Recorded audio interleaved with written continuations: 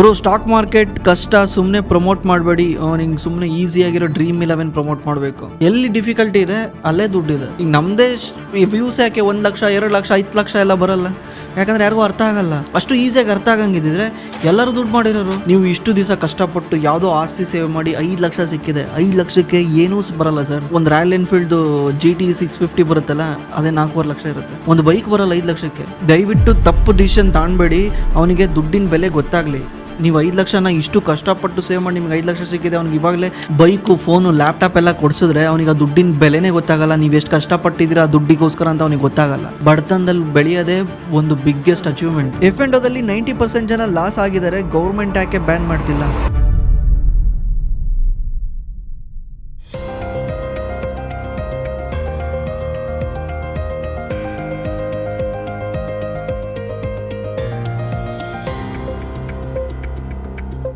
Youths YouTube video ಮಾಡ್ಕೊಂಡು ಕೂತ್ಕೊಂಡ್ರೆ growth ಎಲ್ಲಿಂದ ಬರುತ್ತೆ? ಮೇ ಬಿ ನೀವು ದೇಶದ ಗ್ರೋತ್ ಬಗ್ಗೆ ಮಾತಾಡ್ತಿದ್ದೀರಾ ಅನ್ಸುತ್ತೆ. ನಿಮಗೆ ಯೂಟ್ಯೂಬರ್ಸ್ ಅಂದರೆ ಯಾಕಷ್ಟು ಸಿಟ್ಟು ಬರುತ್ತೆ ಅನ್ನೋ ಗೊತ್ತಿಲ್ಲ. ಅವ್ರು ನಿಮ್ಗಿನ ಜಾಸ್ತಿ ದುಡಿತಾರೆ ಅಂತ ಸಿಟ್ಟು ಬರ್ಬೋದೇನೋ. ಯೂಟ್ಯೂಬರ್ಸ್ ವಿಡಿಯೋ ಮಾಡ್ತಿದ್ದಾರೆ ಅಂದರೆ ಅದು ದೇಶದ GDP ನಲ್ಲೂ ಕೌಂಟ್ ಆಗುತ್ತೆ. ಯಾಕಂದರೆ ಎಷ್ಟೋ ಯೂಟ್ಯೂಬರ್ಸು ಬೇರೆಯವ್ರಿಗೆ ಕೆಲಸ ಕೊಟ್ಟಿರ್ತಾರೆ. ಈವನ್ ನಮ್ಮದ್ರಲ್ಲೂ ಕೂಡ ನೀವು ಈ ವಿಡಿಯೋದಲ್ಲಿ ನೋಡ್ಬೋದು, ಇವರೆಲ್ಲರೂ ಎಡಿಟ್ ಮಾಡ್ತಾ ಇದ್ದಾರೆ. ಎಡಿಟರ್ಸ್ ಅವರು ಈ ವಿಡಿಯೋನ ಎಡಿಟ್ ಮಾಡೋಕ್ಕೆ ನಾವು ಅವ್ರಿಗೆ ಪೇ ಮಾಡ್ತೀವಿ, ಸಂಬಳ ಕೊಡ್ತೀವಿ, ಎಂಪ್ಲಾಯ್ಮೆಂಟ್ನ ಕ್ರಿಯೇಟ್ ಮಾಡಿದ್ದೀವಿ. ಅವರು ಮತ್ತೆ ಆ ದುಡ್ಡನ್ನ ತಗೊಂಡೋಗಿ ಮನೆಗೆ ತಗೊಂಡೋಗ್ತಾರೆ. ಇದು GDP ನಲ್ಲಿ ಕೌಂಟ್ ಆಗುತ್ತೆ. ದೇಶ ಗ್ರೋ ಆಗೋಕ್ಕೆ ಎಂಪ್ಲಾಯ್ಮೆಂಟ್ ಕ್ರಿಯೇಟ್ ಮಾಡಬೇಕು. ಎಂಪ್ಲಾಯ್ಮೆಂಟ್ ಕ್ರಿಯೇಟ್ ಮಾಡಿದ್ರೆ ದೇಶ ಗ್ರೋ ಆಗುತ್ತೆ. ಯೂಟ್ಯೂಬರ್ಸ್ ಎಂಪ್ಲಾಯ್ಮೆಂಟ್ನ ಕ್ರಿಯೇಟ್ ಮಾಡ್ತಿದ್ದಾರೆ. ಅವರು 2-3 ಕೆಲಸಕ್ಕೆ ತಗೊಂಡು ಅವ್ರ ಕೈಯಲ್ಲಿ ಏನಾದ್ರು ಕೆಲಸ ಮಾಡಿಸಿ ಅವ್ರಿಗೆ ಸಂಬಳ ಕೊಡ್ತಿದ್ದಾರೆ. ಅಂದರೆ ಇವನಿಗೆ ಬರೋ ಇನ್ಕಮ್ನ ಅವ್ರಿಗೆ ಶೇರ್ ಮಾಡ್ತಾ ಇದ್ದಾರೆ. ಇದು ಕೂಡ GDP ಗ್ರೋತಲ್ಲಿ ಹೆಲ್ಪ್ ಮಾಡುತ್ತೆ. ನಮ್ಮ ಹತ್ರನೇ ಸುಮಾರು 6 ಜನ ವಿಡಿಯೋ ಎಡಿಟ್ ಮಾಡೋರಿದ್ದಾರೆ. ಕ್ಯಾಮ್ರಾ ವರ್ಕು ಇದೆಲ್ಲ ನೋಡ್ಕೊಂಡ್ರೆ ಎಲ್ಲ ಸೇರ್ಕೊಂಡು 7 ಜನ ಇದ್ದಾರೆ. ಯೂಟ್ಯೂಬ್ಗೋಸ್ಕರ ಕೆಲಸ ಮಾಡೋರು 7 ಜನ ಇದ್ದಾರೆ. ಅನ್ಕೊಬೋದು ನೀವು, ನೀನು ಯಾಕೆ ಗುರು ಇಷ್ಟೊಂದು ಜನ ಹಿಡ್ಕೊಂಡಿದ್ಯಾ ಅಂತ. ಹೌದು, ಯಾಕಂದರೆ ನಾನು ಜಾಸ್ತಿ ಯೂಟ್ಯೂಬಲ್ಲಿ ಟೈಮ್ ಸ್ಪೆಂಡ್ ಮಾಡೋಕ್ಕಾಗಲ್ಲ. ಯಾಕಂದರೆ ನಂದು ಬೇರೆ ಬಿಸ್ನೆಸ್ ಇದೆ. ನಾನು ಯೂಟ್ಯೂಬಲ್ಲಿ ಟೈಮ್ ಸ್ಪೆಂಡ್ ಮಾಡ್ಕೊಂಡು ಕೂತ್ಕೊಂಡ್ರೆ ನನಗೆ ಆ ಬಿಸ್ನೆಸ್ ಹಾಳಾಗೋಗುತ್ತೆ. ಅದಕ್ಕೇ ಬ್ಯಾಕ್ ಎಂಡಲ್ಲಿ ಈ ಕೆಲಸ ಎಲ್ಲ ಮಾಡೋಕ್ಕೆ ನಾನು ಹೈರ್ ಮಾಡಿದ್ದೀನಿ.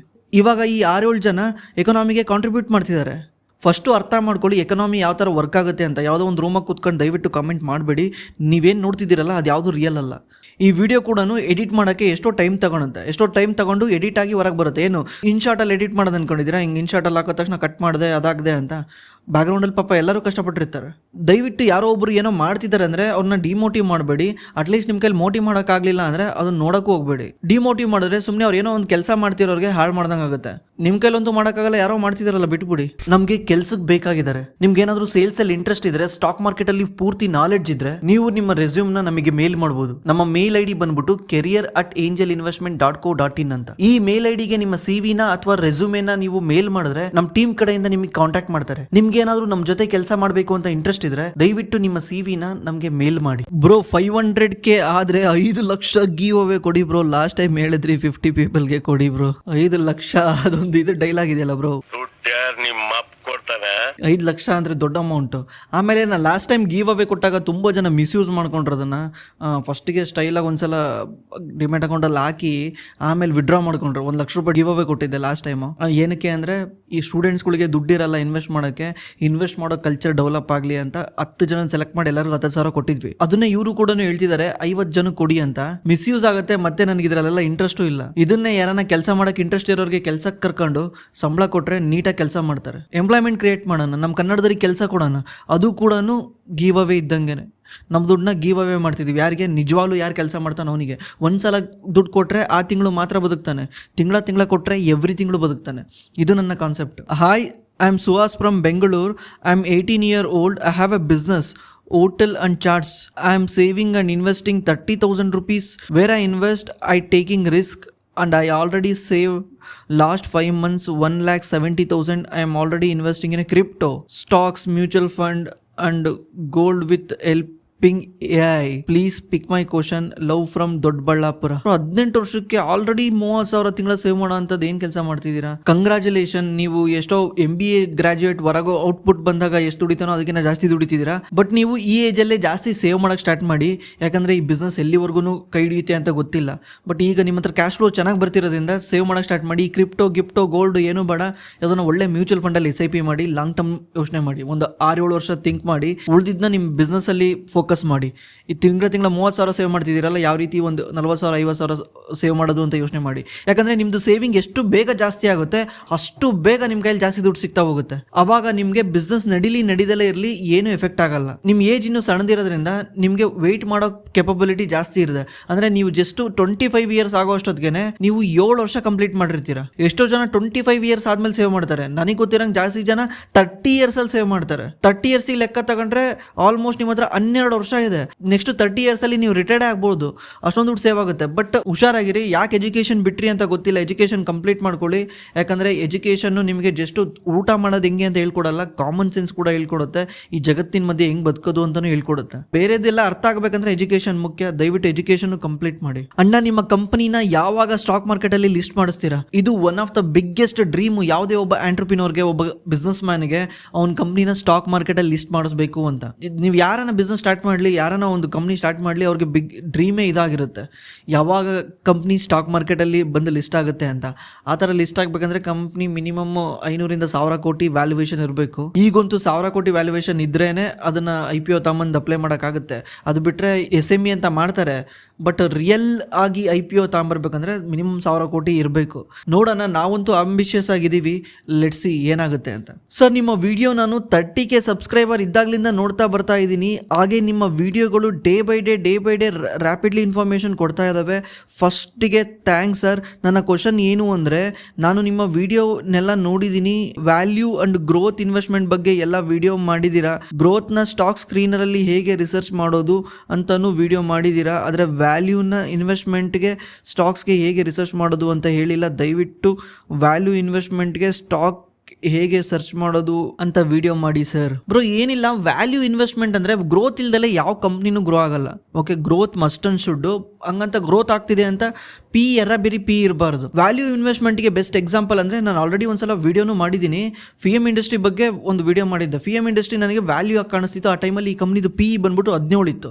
ಬಟ್ ಈ ಕಂಪ್ನಿ ಎವ್ರಿ ಇಯರ್ 23-25% ಗ್ರೋ ಆಗ್ತಾ ಇತ್ತು. 25% ಗ್ರೋ ಆಗೋ ಕಂಪ್ನಿ 16-17 PE ಸಿಗ್ತಾ ಇದೆ. ಇದು ವ್ಯಾಲ್ಯೂ ಅಲ್ವಾ? ಹಂಗಂತ ಒಂದೊಂದ್ಸಲ ವ್ಯಾಲ್ಯೂ ಟ್ರ್ಯಾಪ್ ಆಗ್ಬಿಡುತ್ತೆ. ಅಂದರೆ ಒಂದು ವರ್ಷ ಗ್ರೋ ಆಗುತ್ತೆ, ನೆಕ್ಸ್ಟ್ ವರ್ಷ ಗ್ರೋ ಆಗಲ್ಲ. ಈ ಕಂಪ್ನಿನಲ್ಲಿ ಯಾವುದೇ ರೀತಿ ಮೋಟ್ ಇರಲ್ಲ. ನಾವು ಸ್ವಲ್ಪ ಡೀಪ್ ಆಗಿ ಹೋಗಿ ರಿಸರ್ಚ್ ಮಾಡಿ ನೋಡಿದ್ರೆ ಈ ಕಂಪ್ನಿನಲ್ಲಿ ಮೋಟ್ ಇದೆ, ಮೋಟ್ ಇಲ್ಲ ಅಂತ ಗೊತ್ತಾಗುತ್ತೆ. ಮೋಟ್ ಅಂದರೆ ಕಾಂಪಿಟೇಟಿವ್ ಅಡ್ವಾಂಟೇಜ್. ಅಂದರೆ ಈಸಿಲಿ ಕಾಂಪಿಟೇಟರ್ ಬಂದ್ಬಿಟ್ಟು ಇವ್ರ ಬಿಸ್ನೆಸ್ನ ಕಿತ್ಕೊಂತಾರ ಅಥವಾ ಇವ್ರ ಬಿಸ್ನೆಸ್ಗೆ ಕಾಂಪೀಟ್ ಮಾಡ್ತಾರ ಅಂತ ಚೆಕ್ ಮಾಡಬೇಕು. ಆಗೇನಾಗುತ್ತೆ, ಈ ಗ್ರೋತ್ ಕಂಟಿನ್ಯೂ ಆಗುತ್ತೆ. ಅದನ್ನೆಲ್ಲ ಚೆಕ್ ಮಾಡಿದಾಗ ನಿಮಗೆ ಗೊತ್ತಾಗುತ್ತೆ ಈ ಗ್ರೋತ್ ಸಸ್ಟೈನಬಲ್ ಆಗುತ್ತೆ. ಬಟ್ ಈ ಕಂಪ್ನಿ ಯಾಕೆ ಬರೀ ಇಷ್ಟೊಂದು PE ಟ್ರೇಡ್ ಆಗ್ತಾ ಇದೆ ಅಂತ ಗೊತ್ತಾಗುತ್ತೆ. ಅದನ್ನ ವ್ಯಾಲ್ಯೂ ಇನ್ವೆಸ್ಟಿಂಗ್ ಅಂತ ಕರಿತೀವಿ. ಗ್ರೋತ್ ಇನ್ವೆಸ್ಟಿಂಗ್ ಅಂದರೆ ಗ್ರೋನು ಆಗ್ತಾ ಇದೆ, ಅದೇ ರೀತಿ PEನೂ ಇದೆ. ಅವಾಗ ಏನು ಮಾಡಬೇಕಾಗುತ್ತೆ, ಸ್ವಲ್ಪ ಯೋಚನೆ ಮಾಡಬೇಕಾಗುತ್ತೆ. ಇನ್ನೊಂದು ಬರುತ್ತೆ ಗಾರ್ಪ್ ಅಂತ. ಗಾರ್ಪ್ ಅಂದರೆ ಗ್ರೋತ್ ಅಟ್ ರೀಸನಬಲ್ ಪ್ರೈಸ್ ಅಂತ. ಅಂದರೆ ಗ್ರೋತು ಇದೆ, ರೀಸನಬಲ್ ವ್ಯಾಲ್ಯೂಯೇಷನ್ ಅಲ್ಲೂ ಸಿಗ್ತಾ ಇದೆ. ಅಂಥ ಕಂಪ್ನಿಗಳೇ ಈಗ ಜಾಸ್ತಿ ಇರೋದು. ನಿಮಗೆ ಕಂಪ್ಲೀಟ್ಲಿ ವ್ಯಾಲ್ಯೂ ಇರೋ ಕಂಪ್ನಿಗಳು ಸಿಗಲ್ಲ. ವ್ಯಾಲ್ಯೂ ಇರೋ ಕಂಪ್ನಿಗಳು ಹಿಂದೆ ಹೋಗ್ತಿದ್ರೆ ಟ್ರ್ಯಾಪ್ ಆಗಿಬಿಡುತ್ತೆ. ಯಾಕಂದರೆ ಯಾರಿಗೂ ಕಣ್ಣಿಗೆ ಕಾಣಲಿಲ್ಲದ್ದು ನನ್ನ ಕಣ್ಣಿಗೆ ಮಾತ್ರ ಕಾಣ್ತಿದೆ ಅಂದರೆ ಏನೋ ಸಮಥಿಂಗ್ ರಾಂಗ್ ಇದೆ ಅಂತ ಅದರಲ್ಲಿ. ಅದಕ್ಕೇ ಗಾರ್ಪ್ ಸ್ಟ್ರಾಟಜಿನ ಯೂಸ್ ಮಾಡಿ, growth at reasonable valuation.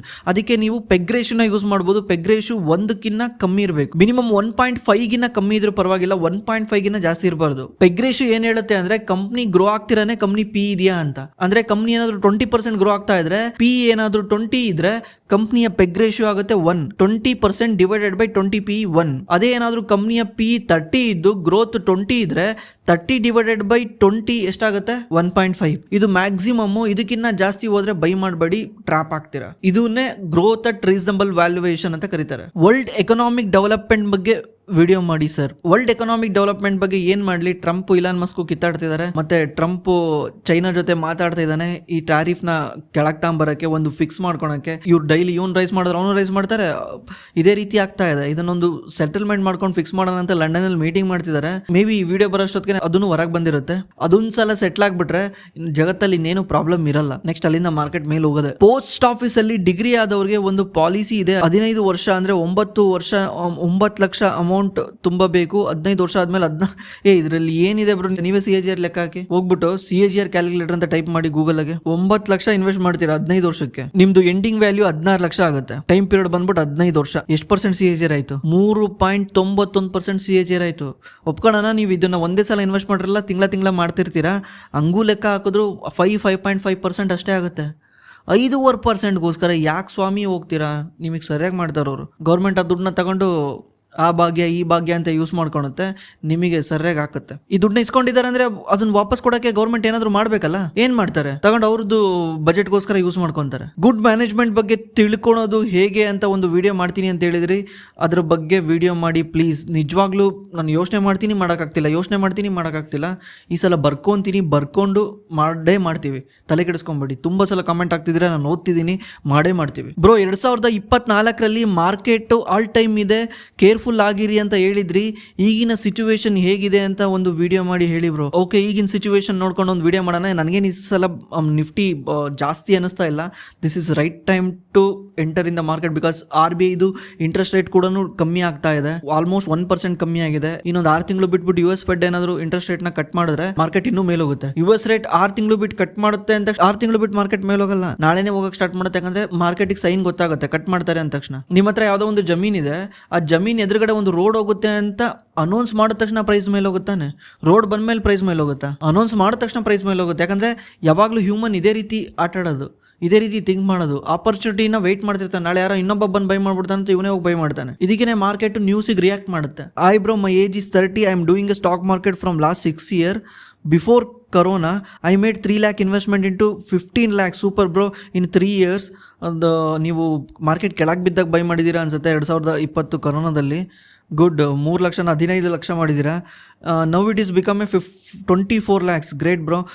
I have 15K SIP also in a mutual fund. I am targeting to reach 90 lakh to build dream house. Super, ನೀವು ಎಲ್ಲಾನು ಸೂಪರ್ ಆಗಿ ಮಾಡ್ತಿದ್ದೀರಾ. ನಿಮ್ಮದು ಗೋಲ್ ಕೂಡ ಸೂಪರ್ ಆಗಿದೆ. ಈ ಥರ ಯಾವುದಾದ್ರೂ ಒಂದಕ್ಕೆ ಗೋಲ್ಗೆ ಅಟ್ಯಾಚ್ ಮಾಡ್ಕೊಂಡು ನಾವು ಇನ್ವೆಸ್ಟ್ ಮಾಡಿದ್ರೆ ಡಿಸಿಪ್ಲಿನ್ ಆಗಿ ಮಾಡ್ತೀವಿ. ಇಲ್ಲ ಅಂದರೆ ಆಗ್ಲೆಲ್ಲ ವಿಡ್ರಾ ಮಾಡೋದು, ಆಗ್ಲೆಲ್ಲ ಬಿಡಿಸ್ಕೊಳೋದು, ಇನ್ಡಿಸಿಪ್ಲಿನ್ ಅಂತಾರೆ ಅದನ್ನು.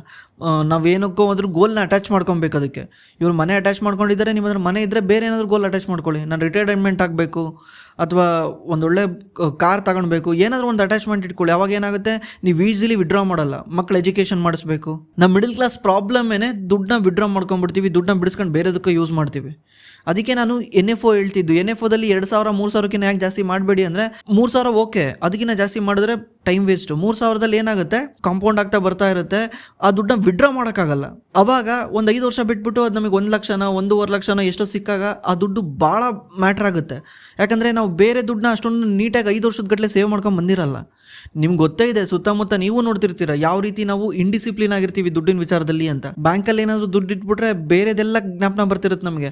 ಇಲ್ಲಿ ಬ್ಯಾಂಕಲ್ಲಿ ಇಲ್ಲಿ ಕಾಣ್ತಾ ಇದೆ, ಬೇರೆ ಏನಾದರೂ ಮಾಡೋಣ, ನಾಮಕರಣ ಮಾಡೋಣ, ಬರ್ತ್ಡೇ ಮಾಡೋಣ, ಏನಾದರೂ ಒಂದು ಜ್ಞಾಪನ ಬರ್ತಿರುತ್ತೆ. ಅದನ್ನೇ ಇಂಡಿಸಿಪ್ಲಿನ್ ಅಂತ ಕರೀತಾರೆ. ಡಿಸಿಪ್ಲಿನ್ ಆಗಿರ್ಬೇಕಂದ್ರೆ ಯಾವ್ದಾದ್ರು ಗೋಲ್ ಅಟ್ಯಾಚ್ ಮಾಡ್ಕೊಳ್ಳಿ. BSC ಶೇರ್ಸ್ ಬಗ್ಗೆ ಮಾಹಿತಿ ಕೊಡಿ ಅಬೀಬ್ ಸರ್. BSC ಬಗ್ಗೆ ಏನು ಕೂಡ ಆಲ್ರೆಡಿ ಮೇಲ್ ಹೋಗಿದೆ, ಇವಾಗ ಕೊಟ್ರೆ ತುಂಬಾ ಜನ ಹೋಗಿ ಎಂಟ್ರಿ ಮಾಡ್ತಾರೆ. ಲೆಟ್ಸ್ ಸಿ, ಯಾವಾಗನ ಕ್ರ್ಯಾಶ್ ಆಗುತ್ತಲ್ಲ ಅವಾಗ ಅದ್ರ ಬಗ್ಗೆ ಥಿಂಕ್ ಮಾಡೋಣ. F&Oದಲ್ಲಿ 90% ಜನ ಲಾಸ್ ಆಗಿದ್ದಾರೆ, ಗೌರ್ಮೆಂಟ್ ಯಾಕೆ ಬ್ಯಾನ್ ಮಾಡ್ತಿಲ್ಲ?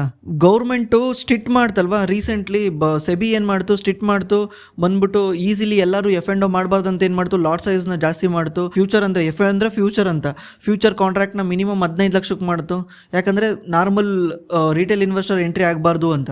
ಬ್ಯಾನ್ ಮಾಡೋಕ್ಕಾಗಲ್ಲ, ಬ್ಯಾನ್ ಮಾಡೋಕ್ಕೆ ಇದು ತಪ್ಪಲ್ಲ. ಜನ ಅದನ್ನು ತಪ್ಪಾಗಿ ಯೂಸ್ ಮಾಡ್ತಾರೆ. ನಾವು ಅದನ್ನು F&Oನ ಯೂಸ್ ಮಾಡ್ತೀವಿ, ನಾವು ಕರೆಕ್ಟ್ ವೇನಲ್ಲಿ ಯೂಸ್ ಮಾಡ್ತೀವಿ. ನಿಜವಾಗ್ಲೂ F&O ಯೂಸ್ ಆಗುತ್ತೆ ನಿಮ್ಮ ಪೋರ್ಟ್ಫೋಲಿಯೋನ ಸೆಕ್ಯೂರ್ ಮಾಡ್ಕೊಳಕ್ಕೆ. ಬಟ್ ಆದರೆ ತುಂಬಾ ಜನ F&Oನೇ ಮಾಡಕ್ ಹೋಗ್ತಾರೆ, ಅಲ್ಲಿ ಗ್ಯಾಂಬ್ಲಿಂಗ್ ಮಾಡಕ್ ಹೋಗ್ತಾರೆ. ಇವರೆಲ್ಲ ಡೈರೆಕ್ಟ್ ಸ್ಟಾಕ್ ಮಾರ್ಕೆಟ್ ಅಲ್ಲೂ ಮಾಡ್ತಾರಲ್ಲ, ಇಂಟ್ರಾಡೇ ಮಾಡ್ತಾರಲ್ಲ, ಅವ್ರನ್ನ ಏನಂತಾರೆ? ಹಂಗಂತ ಸ್ಟಾಕ್ ಮಾರ್ಕೆಟ್ ನ ಬ್ಯಾನ್ ಮಾಡಕ್ಕಾಗತ್ತಾ? ಜನ ತಪ್ಪಿದ್ದಾರೆ. ಸ್ಟಾಕ್ ಮಾರ್ಕೆಟ್ ಏನ್ ಮಾಡಕ್ಕಾಗತ್ತೆ? ನೀವು ಪಂಚರ್ಗೆ ಹಾಕ್ತಿರಲ್ಲ ಸೊಲ್ಯೂಷನ್, ಆ ಸೊಲ್ಯೂಷನ್ ಇಟ್ಕೊಂಡು ಗಾಂಜಾ ಹೊಡಿತಾರೆ. ಹಂಗಂತ ಸೊಲ್ಯೂಷನ್ನೇ ಬ್ಯಾನ್ ಮಾಡಕ್ಕಾಗತ್ತಾ? ಜನ ಏನ್ ಮಾಡ್ತಾರೆ ಅದನ್ನ ಬ್ಯಾನ್ ಮಾಡ್ಬಿಡ್ಬೇಕು. ಅವ್ರು ಎಲ್ಲಾನು ಮಿಸ್ಯೂಸ್ ಮಾಡ್ಕೊಂತಾರೆ. ಅವ್ರಿಗೆ ಎಜುಕೇಶನ್ ಕೊಡಬೇಕು, ಈ ತರ ಮಾಡಬೇಡಿ ತಪ್ಪು, ಈ ತರ ಮಾಡಬೇಡಿ ತಪ್ಪು ಅಂತ ಎಜುಕೇಶನ್ ಕೊಡಬೇಕು. ಸೆಬಿ ಎಜುಕೇಶನ್ ಕೊಡ್ತಾ ಇದೆ, ಆ ಥರ ಮಾಡ್ತಾ ಇದೆ. ಅದು ಬಿಟ್ಬಿಟ್ಟು ಬ್ಯಾನ್ ಗೀನ್ ಅಂತ ಹೋದ್ರೆ ಎಲ್ಲಾನು ಬ್ಯಾನ್ ಮಾಡ್ಕೊಂಡು ಕುತ್ಕೊಬೇಕಾಗುತ್ತೆ. It's not a illegal, but addictive ಮಾಡ್ಕೊಂತಾರೆ ಜನ, ಅದು ತಪ್ಪು. F&O ತಪ್ಪಲ್ಲ. ಈಗ ಸೆಬಿ ಕೂಡ ಹೊಸ ರೂಲ್ಸ್ ತರ್ತಾ ಇದೆ. ಮೇ ಬಿ 1 ವರ್ಷ ಅಥವಾ 2 ವರ್ಷದಲ್ಲಿ ತರಬಹುದು. ಏನಂದ್ರೆ ನೀವು F&O ಮಾಡ್ಬೇಕಂದ್ರೆ ನಿಮ್ದು ಇನ್ಕಮ್ ಟ್ಯಾಕ್ಸ್ ಫೈಲ್ ಮಾಡಬೇಕು, ತೋರಿಸಬೇಕು ನಿಮ್ದು ಇನ್ಕಮ್ ಟ್ಯಾಕ್ಸ್ ರಿಟರ್ನ್ ಎಷ್ಟಿದೆ ಅಂತ. ಅವಾಗಲೇ ನಿಮಗೆ F&O ಮಾಡಕ್ ಬಿಡ್ತಾರೆ. ಅವಾಗ ದುಡ್ಡಿರೋರು ಮಾತ್ರ F&O ಮಾಡ್ತಾರೆ, ದುಡ್ಡಿಲ್ದವ್ರು F&O ಮಾಡಲ್ಲ. ಇದರಿಂದ ದುಡ್ಡಿಲ್ದವ್ರು ದುಡ್ಡು ಕಳ್ಕೊಳ್ಳೋದು ಕಮ್ಮಿ ಆಗುತ್ತೆ. ನೋಡೋಣ ಯಾವಾಗ ತಗೊಂಬರ್ತಾರೆ ಅಂತ. ಬಟ್ ನಾನು ಅದು ರೀಸೆಂಟ್ಲಿ ರಿಪೋರ್ಟ್ ಓದಿದ್ದೆ. ಅಬಿಬ್ರೋ, ಐ ಸ್ಟಡಿ 10th ಸ್ಟ್ಯಾಂಡರ್ಡ್, ನನ್ನ ಹತ್ರ 50,000 ಅಮೌಂಟ್ ಇದೆ, ಬಿಟ್ ಮ್ಯೂಚುವಲ್ ಫಂಡ್ ಅಲ್ಲಿ ಮಾಡ್ಲಾ, ಸ್ಟಾಕ್ ಮಾರ್ಕೆಟ್ ಅಲ್ಲಿ ಇನ್ವೆಸ್ಟ್ ಮಾಡ್ಲಾ bro, please tell me bro. 10th standard ಆಗಿ ನಿಮ್ಗೆ 50,000 ಎಲ್ಲಿಂದ ಸಿಕ್ತು? ಎಲ್ಲಿಂದ ಲೈಕ್ ನಿಮ್ಮ ಮನೆಗೆ ಏನಾದ್ರು ಇಸ್ಕೊಂಡಿದ್ದೀರಾ ನಾನು ಸ್ಟಾಕ್ ಮಾರ್ಕೆಟ್ ಅಲ್ಲಿ ಇನ್ವೆಸ್ಟ್ ಮಾಡ್ತೀನಿ ಅಂತ ಏನಾದ್ರು? ದಯವಿಟ್ಟು ಆ ಥರ ಮಾಡಕ್ ಹೋಗ್ಬಿಡಿ. ನೀವೇನಾದ್ರು ಸ್ಟಾಕ್ ಮಾರ್ಕೆಟ್ ಅಲ್ಲಿ ಇನ್ವೆಸ್ಟ್ ಮಾಡಿ ಡೈಲಿ ಆ ಪ್ರೈಸ್ ನ ನೋಡ್ಕೊಂಡು ಕೂತ್ಕೊಂಡ್ರೆ ನೀವು ಓದ್ಕೊಳಲ್ಲ, ಕಾಲೇಜ್ ಕಡೆ ತಲೆನೂ ಕೆಡಿಸ್ಕೊಳಲ್ಲ. 24 ಗಂಟೆ ಪ್ರೈಸ್ ನೋಡ್ಕೊಂಡು ಕೂತ್ಕೊಂತೀರಾ, ಮತ್ತೆ ಟೆನ್ಷನ್ ಆಗುತ್ತೆ ನಿಮಗೆ, ಬೇರೆ ಕಡೆ ಗಮನ ಕೊಡೋಕ್ಕಾಗಲ್ಲ. ದಯವಿಟ್ಟು ಇನ್ವೆಸ್ಟ್ ಮಾಡಬೇಡಿ. ನಿಮ್ಮ ತಂದೆನ ನಿಮ್ಮ ತಾಯಿ ಹೆಸರಲ್ಲ ಕೊಟ್ಬಿಟ್ಟು ಅವ್ರ ಅಕೌಂಟ್ ಅಲ್ಲಿ ಇನ್ವೆಸ್ಟ್ ಮಾಡಿ ನೋಡಕ್ ಹೋಗ್ಬೇಡಿ. ನಿಮ್ದು ಎಜುಕೇಶನ್ ಕಡೆ ಗಮನ ಕೊಡಿ. ನೀವೇನಾದ್ರು ಸ್ಟಾಕ್ ಮಾರ್ಕೆಟ್ ಅಲ್ಲಿ ನೀವೇ ಡೈರೆಕ್ಟ್ ಆಗಿ ಇನ್ವಾಲ್ವ್ ಆಗಿದ್ದೀರಾ ಅಂದ್ರೆ 24 ಗಂಟೆ ನೋಡ್ಕೊಂಡು ಕೂತ್ಕೊಂತೀರಾ. ಇದರಿಂದ ನಿಮ್ಮ ಎಜುಕೇಶನ್ ಹಾಳಾಗುತ್ತೆ. ಹಾಯ್, ನನ್ನ ಹತ್ರ ಸ್ವಲ್ಪ ಆಸ್ತಿ ಇದೆ, 5 ಲಕ್ಷ ಬಂದಿದೆ, ಅದನ್ನ ನಾನು 2 ಲಕ್ಷ ಮ್ಯೂಚುವಲ್ ಫಂಡ್ ಅಲ್ಲಿ, 1 ಲಕ್ಷ ಫಿಕ್ಸ್ಡ್ ಡೆಪಾಸಿಟ್ ಅಲ್ಲಿ, 1 ಲಕ್ಷ ಗೋಲ್ಡ್ ಅಲ್ಲಿ, 1 lakh SD loan term investment ಮಾಡಬೇಕು ಅಂತ ಅನ್ಕೊಂಡಿದೀನಿ. 18 ವರ್ಷದ ಮಗ ಇದ್ದಾನೆ, ಅವನು ಐಫೋನು, ಬೈಕು, ಲ್ಯಾಪ್ಟಾಪ್ ಬೇಕು ಅಂತ ಹೇಳಿದಾನೆ. ಏಜ್ ಆದ್ಮೇಲೆ ಅವನು ನಮ್ಮನ್ನ ನೋಡ್ಕೊಂತೀನಿ ಅಂತಿದ್ದಾನೆ. ಬಟ್ ಇವಾಗ ಅವನ ಗ್ರೋತ್ ಮೇಲೆ ಇನ್ವೆಸ್ಟ್ ಮಾಡ್ಬೇಕಾ ಅಥವಾ ಲಾಂಗ್ ಟರ್ಮ್ ಅಲ್ಲಿ? ನೀವು ಬೈಕ್ ಕೊಡ್ಸಿದ್ರೆ, ಫೋನ್ ಕೊಡ್ಸಿದ್ರೆ, ಲ್ಯಾಪ್ಟಾಪ್ ಕೊಡ್ಸಿದ್ರೆ ಅವ್ನು ಗ್ರೋ ಆಗಲ್ಲ, ಇನ್ನೂ ಡೌನ್ ಆಗ್ತಾನೆ. ನೀವು ಇಷ್ಟು ದಿವಸ ಕಷ್ಟಪಟ್ಟು ಯಾವುದೋ ಆಸ್ತಿ ಸೇವ್ ಮಾಡಿ 5 ಲಕ್ಷ ಸಿಕ್ಕಿದೆ, 5 ಲಕ್ಷಕ್ಕೆ ಏನೂ ಬರಲ್ಲ ಸರ್. ಒಂದು ರಾಯಲ್ ಎನ್ಫೀಲ್ಡ್ GT 650 ಬರುತ್ತಲ್ಲ, ಅದೇ 4.5 ಲಕ್ಷ ಇರುತ್ತೆ. ಒಂದು ಬೈಕ್ ಬರಲ್ಲ 5 ಲಕ್ಷಕ್ಕೆ. ದಯವಿಟ್ಟು ತಪ್ಪು ಡಿಸಿಷನ್ ತಗೊಂಡ್ಬೇಡಿ. ಅವನಿಗೆ ದುಡ್ಡಿನ ಬೆಲೆ ಗೊತ್ತಾಗ್ಲಿ. ನೀವು 5 ಲಕ್ಷನ ಇಷ್ಟು ಕಷ್ಟಪಟ್ಟು ಸೇವ್ ಮಾಡಿ ನಿಮ್ಗೆ 5 ಲಕ್ಷ ಸಿಕ್ಕಿದೆ, ಅವ್ನಿಗೆ ಇವಾಗಲೇ ಬೈಕು, ಫೋನು, ಲ್ಯಾಪ್ಟಾಪ್ ಎಲ್ಲ ಕೊಡಿಸಿದ್ರೆ ಅವನಿಗೆ ಆ ದುಡ್ಡಿನ ಬೆಲೆನೇ ಗೊತ್ತಾಗಲ್ಲ. ನೀವು ಎಷ್ಟು ಕಷ್ಟಪಟ್ಟಿದ್ದೀರಾ ಆ ದುಡ್ಡಿಗೋಸ್ಕರ ಅಂತ ಅವ್ನಿಗೆ ಗೊತ್ತಾಗಲ್ಲ. ಬಡತನದಲ್ಲಿ ಬೆಳೆಯೋದೇ ಒಂದು ಬಿಗ್ಗೆಸ್ಟ್ ಅಚೀವ್ಮೆಂಟ್. ನಮಗೆ ದುಡ್ಡಿನ ಬಗ್ಗೆ ವ್ಯಾಲ್ಯೂ ಗೊತ್ತಾಗುತ್ತೆ. ದುಡ್ಡಿನ ಬಗ್ಗೆ ವ್ಯಾಲ್ಯೂ ತಿಳಿಸಿ. ಎಷ್ಟು ದುಡಿಯೋದು ಎಷ್ಟು ಕಷ್ಟ ಇದೆ, ದುಡ್ಡು ಅಂದರೆ ಏನು ಅಂತ ತಿಳಿಸಿ. ಅದು ಬಿಟ್ಬಿಟ್ಟು ನೀವು ಈ ಥರ ಈಸಿಲಿ ಆಕ್ಸೆಸ್ ಕೊಟ್ಟರೆ ಅವ್ನು ನಿಜವಾಗ್ಲೂ ಕೆಟ್ಟೋಗ್ತಾನೆ. ಯಾಕಂದರೆ ಅವನಿಗೆ ಆ ದುಡ್ಡಿನ ಬಗ್ಗೆ ನಾಲೆಡ್ಜ್ ಇರಲ್ಲ. ಬೇಕಿದ್ರೆ ಲ್ಯಾಪ್ಟಾಪ್ ಕೊಡಿಸಿ, ಲ್ಯಾಪ್ಟಾಪ್ ಕೊಡಿಸ್ಬಿಟ್ಟು ಏನಾದರೂ ಹೊಸ ವಿಷಯ ಕಲ್ತ್ಕೊಳಕ್ಕೆ ಹೇಳಿ. ಫೋನ್ ಎಲ್ಲ ಕೊಡಿಸ್ಬೇಡಿ. ಫೋನು ಬೈಕ್ ಕೊಡಿಸಿದ್ರೆ ಏನು ಮಾಡ್ತಾರೆ? ಯಾವಾಗಲೂ ಫೋನ್ ನೋಡ್ಕೊಂಡು ಕೂತ್ಕೊಂತಾರೆ. Hi Abhi bro, I am following your channel from beginning. I have learnt lot from your videos and the way of your explanation. My question is whether stock market is emotionally driven or fundamentally driven. Fundamentally driven emotionally in a short term. ಇವರೊಂದು ಮಾತು ಹೇಳ್ತಾರೆ ಗೊತ್ತಾ, like Benjamin gram ಒಂದು ಮಾತು ಹೇಳ್ತಾರೆ, stock market in a short term is a voting machine, long term weighing machine ಅಂತ. Stock ಮಾರ್ಕೆಟ್ನ ನೀವು short term ಅಲ್ಲಿ ನೋಡಿದಾಗ ವೋಟಿಂಗ್ ಮಿಷಿನ್ ಇದ್ದಂಗೆ. ವೋಟಿಂಗ್ ಮಿಷಿನ್ ಯಾವ ರೀತಿ ವರ್ಕ್ ಆಗುತ್ತೆ? ನೀವು ವೋಟ್ ಯಾವ ರೀತಿ ಹಾಕ್ತೀರಾ? 5 ವರ್ಷ ಅವ್ನು ಏನು ಮಾಡ್ದ ಏನು ಮಾಡಿಲ್ಲ ಅಂತ ನೋಡ್ಕೊಂಡು ಹಾಕ್ತೀರಾ? ಆ ಲಾಸ್ಟ್ 10 ದಿವಸ, ಒಂದು ತಿಂಗಳಲ್ಲಿ ಏನು ದುಡ್ಡು ಕೊಟ್ಟ, ಹೆಂಗ್ ಇದು ಮಾಡ್ದ, ಅಲ್ಲ 10 ದಿವಸದಲ್ಲಿ ಏನಾಗುತ್ತೆ ಅದನ್ನ ನೋಡ್ಕೊಂಡು ನಾವು ಡಿಸೈಡ್ ಮಾಡ್ತೀವಿ. ಎಮೋಷನಲಿ ಡಿಸೈಡ್ ಮಾಡ್ತೀವಿ. 5 ವರ್ಷದಿಂದ ಅವ್ನು ಏನಾದರೂ ಸ್ಕ್ಯಾಮ್ ಮಾಡಿರಲಿ, 10 ವರ್ಷ ಲಾಸ್ಟ್ 10 ದಿವಸದಲ್ಲಿ ಏನಾದರೂ ಒಂದು ನ್ಯೂಸ್ ಬಂದು ಅವನನ್ನ ಫೇಮಸ್ ಮಾಡಿಬಿಟ್ರೆ ಮುಗಿದೋಯ್ತು, ಮರ್ತೋಗ್ಬಿಡ್ತೀವಿ. ಅದಕ್ಕೆ ಹೇಳೋದು stock market in short term voting machine ಇದ್ದಂಗೆ, ಲಾಂಗ್ ಟರ್ಮ್ ಅಲ್ಲಿ ವೇಯಿಂಗ್ ಮಿಷಿನ್ ಇದ್ದಂಗೆ. ವೇಯಿಂಗ್ ಮಿಷಿನ್ ಅಂದ್ರೆ ವೇಟ್ ನೋಡ್ತೀವಲ್ಲ ಆ ಮಿಷಿನ್ ಇದ್ದಂಗೆ. ಎನಿಥಿಂಗ್, ತರಕಾರಿ ವೇಟ್ ನೋಡ್ತಿರೋ, ಅಕ್ಕಿ ವೇಟ್ ನೋಡ್ತಿರೋ, ನಮ್ಮದೇ ವೇಟ್ ನೋಡ್ತಿರೋ. ವೇಯಿಂಗ್ ಮಿಷಿನ್ ಅಂದ್ರೆ ಆ ಥರ. ಅದು ಯಾವಾಗಲೂ ಸುಳ್ಳು ಹೇಳಲ್ಲ. ಎಷ್ಟು ವೇಟ್ ಇದೆಯಾ ಅಷ್ಟೇ ಹೇಳುತ್ತೆ. ನೀನು 10 kg ಇದ್ರೆ 10 ಅನ್ನುತ್ತೆ, 20 kg ಇದ್ರೆ 20 ಅನ್ನುತ್ತೆ. ಅದು ಎಮೋಷನಲಿ, ಅಯ್ಯೋ ಪಾಪ ತೆಳ್ಳಗಿದೆಯಾ, ನಿನಗೊಂದು 4 kg ಜಾಸ್ತಿ ಕೊಡೋಣ, ಅಯ್ಯೋ ಪಾಪ ದಪ್ಪಗಿದೆಯಾ ಒಂದು 5 kg ಕಮ್ಮಿ ಕೊಡೋಣ ಅಂತ ಡಿಸೈಡ್ ಮಾಡುತ್ತಾ? ಫಂಡಮೆಂಟಲ್ ಏನಿದೆ ಅದೇ ಹೇಳುತ್ತೆ. ಇಲ್ಲಿ ಎಮೋಷನ್ ವರ್ಕ್ ಆಗಲ್ಲ. ಅದಕ್ಕೆ ಲಾಂಗ್ ಟರ್ಮ್ ಅಲ್ಲಿ ಸ್ಟಾಕ್ ಮಾರ್ಕೆಟ್ ಫಂಡಮೆಂಟಲಿನೇ ವರ್ಕ್ ಆಗುತ್ತೆ, ಎಮೋಷನಲ್ ಮ್ಯಾಟ್ರ್ ಆಗಲ್ಲ. ಬಟ್ ಲಾಂಗ್ ಟರ್ಮ್ ಹೋಗ್ಬೇಕಂದ್ರೆ ಎಮೋಷನಲ್ ಕಂಟ್ರೋಲ್ ಆಗಿರ್ಬೇಕು. ಈಗ ಹೇಳಿದ್ನಲ್ಲ ಜಸ್ಟ್ ಯಾವ ರೀತಿ ನಾವು ಇನ್ವೆಸ್ಟ್ ಮಾಡಿದ್ರೆ ಡಿಸಿಪ್ಲಿನ್ ಇರ್ಬೇಕಂತ. ನಮ್ಮ ಡಿಸಿಪ್ಲಿನ್ ಹಾಳು ಮಾಡೋದೇನು? ಇದೇ ಎಮೋಷನ್ಸಾ? ಈ ಎಮೋಷನ್ ಕಂಟ್ರೋಲ್ ಆಗಿದ್ರೇನೆ ಲಾಂಗ್ ಟರ್ಮ್ ಅಲ್ಲಿ ನಾವು ಸಕ್ಸಸ್ ಆಗೋಕ್ಕಾಗುತ್ತೆ. ಅದಕ್ಕೆ ಫಂಡಮೆಂಟಲ್ ಬಹಳ ಮುಖ್ಯ. ಬ್ರೋ, ಒಂದು ಕಂಪನಿಯಲ್ಲಿ ಎಷ್ಟು ಶೇರ್ ಇದಾವೆ ಅಂತ ಹೆಂಗೆ ನೋಡೋದು? ಆ ಕಂಪನಿ 51% ಶೇರ್ ಇಟ್ಕೊಂಡು ಆ ಕಂಪ್ನಿಗೆ ನಾನು ಹೇಳಿದ ಹಾಗೆ ಕೇಳುತ್ತೆ.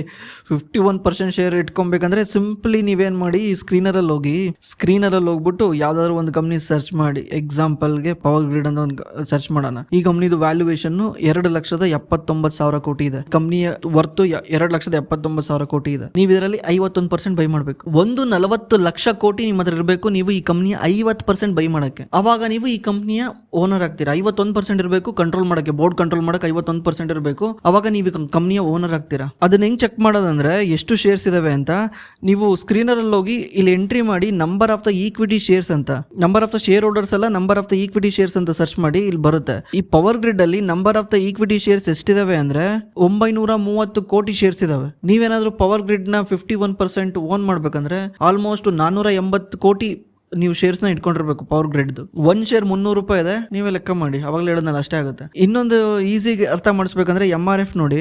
MRF ಮಾರ್ಕೆಟ್ ಕ್ಯಾಪ್ 58,000 ಕೋಟಿ ಇದೆಯಾ? MRF ಹತ್ರ ಇರೋ ಟೋಟಲ್ ಶೇರ್ಸ್ ಎಷ್ಟಿದೆ ಅಂದ್ರೆ, number of the equity shares 0.42 ಅಂತ ಇದೆ. 0.42 ಅಂದ್ರೆ ಏನರ್ಥ? 1 ಕೋಟಿಗಿನ ಕೆಳಗೆ ಅಂತ. ಅಂದ್ರೆ 42 ಲಕ್ಷ ಶೇರ್ಸ್ ಇದೆ ಅಷ್ಟೇ MRF ಹತ್ರ. ಅದಕ್ಕೇನೆ MRF ಶೇರ್ ಪ್ರೈಸ್ ಜಾಸ್ತಿ ಇರೋದು, ನಂಬರ್ ಆಫ್ ದ ಶೇರ್ಸ್ ಕಮ್ಮಿ ಇದೆ. ನೀವು MRF ಅಲ್ಲಿ ಏನಾದ್ರು 51% ಓನ್ ಮಾಡ್ಬೇಕಂದ್ರೆ ಒಂದು 22 ಲಕ್ಷ ಶೇರ್ ಇಟ್ಕೊಳ್ಳಿ. ಒಂದು ಶೇರ್ ವ್ಯಾಲ್ಯೂ ಬಂದ್ಬಿಟ್ಟು 1,37,000. Can you explain me difference between book value and total asset? Because when I go through fundamental analysis, example book value is 30 rupees, then total asset is 100 Rs. How come it is possible? Because both are same. ನೀವು ಯಾವ ರೀತಿ ಲೆಕ್ಕ ಮಾಡ್ತಿದ್ದೀರ ಗೊತ್ತಿಲ್ಲ. ನೀವು ಲಯಬಿಲಿಟೀಸ್ನ minus ಮಾಡಿಲ್ಲ ಅನ್ಸುತ್ತೆ. ಲಯಬಿಲಿಟೀಸ್ನ minus ಮಾಡಬೇಕು. Asset ಅಂದ್ರೇ ಲಯಬಿಲಿಟೀಸ್ ಮೈನಸ್ ಆಗಿ ಬಂದಿರುತ್ತೆ. ಯಾವ ರೀತಿ ಲೆಕ್ಕ ಮಾಡಿಲ್ಲ ನನಗೊಂದ್ಸಲ ನೆಕ್ಸ್ಟ್ ಟೈಮ್ ಎಕ್ಸ್ಪ್ಲೇನ್ ಮಾಡಿ. ಯಾವ ಸ್ಟಾಕ್ ಬಗ್ಗೆ ಮಾತಾಡ್ತಿದ್ದೀರಾ, ಯಾವ್ದು ಇದು ಅಂತ ಚೆಕ್ ಮಾಡೋಣ. ಬುಕ್ ವ್ಯಾಲ್ಯೂ ಅಂದ್ರೇ ಟೋಟಲ್ ಅಸೆಟ್. ಕಂಪ್ನಿ ಹತ್ರ ಏನು ಅಸೆಟ್ ಇರುತ್ತೆ ಅದೇನೆ divided by number of the shares ಮಾಡಿದ್ರೆ ಬುಕ್ ವ್ಯಾಲ್ಯೂ ಪರ್ ಶೇರ್ ಬರುತ್ತೆ. ಬ್ರೋ, ಸ್ಟಾಕ್ ಮಾರ್ಕೆಟ್ ಕಷ್ಟ, ಸುಮ್ಮನೆ ಪ್ರಮೋಟ್ ಮಾಡಬೇಡಿ. ನಿಂಗೆ ಸುಮ್ಮನೆ ಈಸಿಯಾಗಿರೋ Dream11 ಪ್ರಮೋಟ್ ಮಾಡಬೇಕು. ಕಷ್ಟದಲ್ಲೇ ದುಡ್ಡಿರೋದು. ಯಾರ ಕೈಲಿ ಡಿಫಿಕಲ್ಟ್ ಇದೆ? ಈಗ ನಮ್ಮದೇ ವ್ಯೂಸ್ ಯಾಕೆ 1 ಲಕ್ಷ 2 ಲಕ್ಷ 5 ಲಕ್ಷ ಎಲ್ಲ ಬರಲ್ಲ? ಯಾಕಂದ್ರೆ ಯಾರಿಗೂ ಅರ್ಥ ಆಗಲ್ಲ. ಅಷ್ಟು ಈಸಿಯಾಗಿ ಅರ್ಥ ಆಗಂಗಿದ್ರೆ ಎಲ್ಲರೂ ದುಡ್ಡು ಮಾಡಿರೋರು. ಎಲ್ಲಿ ಡಿಫಿಕಲ್ಟಿ ಇದೆ ಅಲ್ಲೇ ದುಡ್ಡಿದೆ. Hi brother, I am working as a primary school teacher. I came to know about the stock market recently. I decided to invest in a stock market. I took a ULIP investment like Tata AA, Bajaj around 10,000 rupees. I don't know if it is a good plan a bad plan. Please suggest me. ಅಂದರೆ ನೀವು ಇಷ್ಟೊಂದು invest ಮಾಡೋದು ತಪ್ಪೇನೆ. 10,000 ಎಲ್ಲ ಯಾವ್ಯಾವ fund ಬರ್ತಾವೆ ಎಲ್ಲ ತಗೊಂಡೋಗಿ ದುಡ್ಡು ಹಾಕಿದ್ದೀರಾ. ಬಟ್ ಪ್ರಾಬ್ಲಮ್ ಏನಿಲ್ಲ, ಸ್ವಲ್ಪ ರಿಟರ್ನ್ ಕಮ್ಮಿ ಬರುತ್ತೆ. ನೀವು ಕಂಪೇರ್ ಟು ಬೇರೆ ಮ್ಯೂಚುವಲ್ ಫಂಡಿಗೆ ಕಂಪೇರ್ ಮಾಡ್ಕೊಂಡ್ರೆ ರಿಟರ್ನ್ ಕಮ್ಮಿ ಬರುತ್ತೆ. ಬಟ್ ಡೋಂಟ್ ವರಿ, ಮ್ಯೂಚುವಲ್ ಫಂಡಲ್ಲಿ ದುಡ್ಡು ಹಾಕಿದವ್ರು 6 ತಿಂಗಳು ಅಥವಾ 7 ತಿಂಗಳಿಗೆ ದುಡ್ಡು ವಿಡ್ರಾ ಮಾಡ್ತಾರೆ. ನೀವು ಇಲ್ಲಿ 5 ವರ್ಷದವರೆಗೂ ದುಡ್ಡು ವಿಡ್ರಾ ಮಾಡೋಕ್ಕಾಗಲ್ಲ. ಇದರಿಂದ ನಿಮ್ಮದು ವೆಲ್ತ್ ಬೆಳೆಯುತ್ತೆ. ರಿಯಲ್ ಎಸ್ಟೇಟಲ್ಲಿ ಯಾರಾದ್ರು ದುಡ್ಡು ಮಾಡಿದ್ದಾರೆ ಅಂದರೆ ಯಾಕೆ ಹೇಳಿ, ಅದನ್ನು ಸೆಲ್ ಮಾಡೋದು ಕಷ್ಟ. ನೀವು ಒಂದ್ಸಲ ಸೆಲ್ ಮಾಡಬೇಕಂದ್ರೆ 6 ತಿಂಗಳು ಬೇಕು ಸೆಲ್ ಆಗೋಕ್ಕೆ. ಅವಾಗ ನಿಮ್ಮ ಮೂಡೇ ಚೇಂಜ್ ಆಗೋಗಿರುತ್ತೆ.